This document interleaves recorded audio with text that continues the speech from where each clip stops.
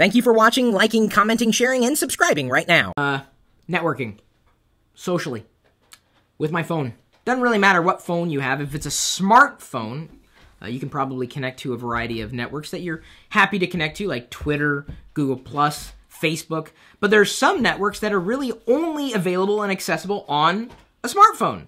Networks we've talked about before, like Instagram or possibly even Foursquare. And granted, you can have a pseudo experience with those networks by the way of a desktop computer versus a mobile computer. But there are some, some social networks that are really only for the mobile environment. Whether we're talking about a mobile environment like iOS, like Android, like Windows Phone 7.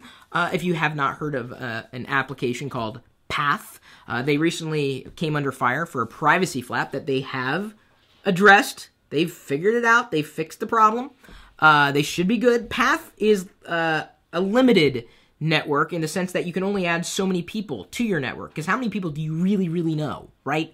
On Facebook, you can add everybody and their grandmother, but you may not know them.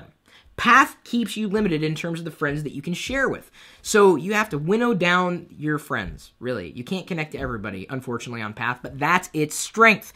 And using something like an iPhone app makes it easy because you're on the go, right?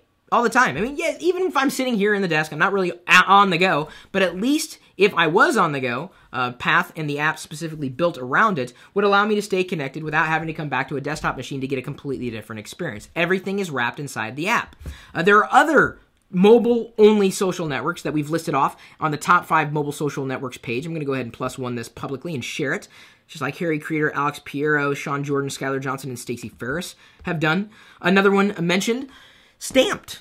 And I hadn't heard about this one before. I may not be, their target market, but essentially, this is a new social network, creates a social experience out of recommendations by allowing its users to put a stamp on a recommendation or just about anything, whether it's a restaurant, bar, type of beer, club, band, show, whatnot. So it's a little like Get Glue, only it's a mobile application. Another one of those mobile applications that seemed to be a big deal when it first launched, largely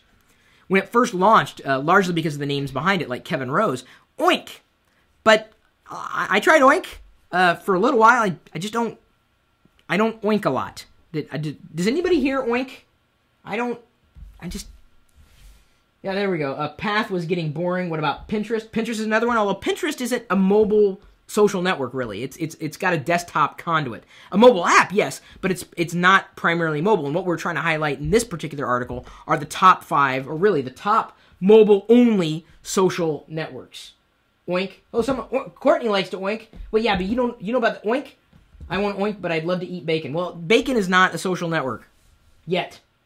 So what do you guys think? Are you guys using any mobile-only social networks, whether it's an iPhone, Android, Windows Phone 7, mobile-only or mobile-optimized social network? I use Max RV asks, what the hell is Oink?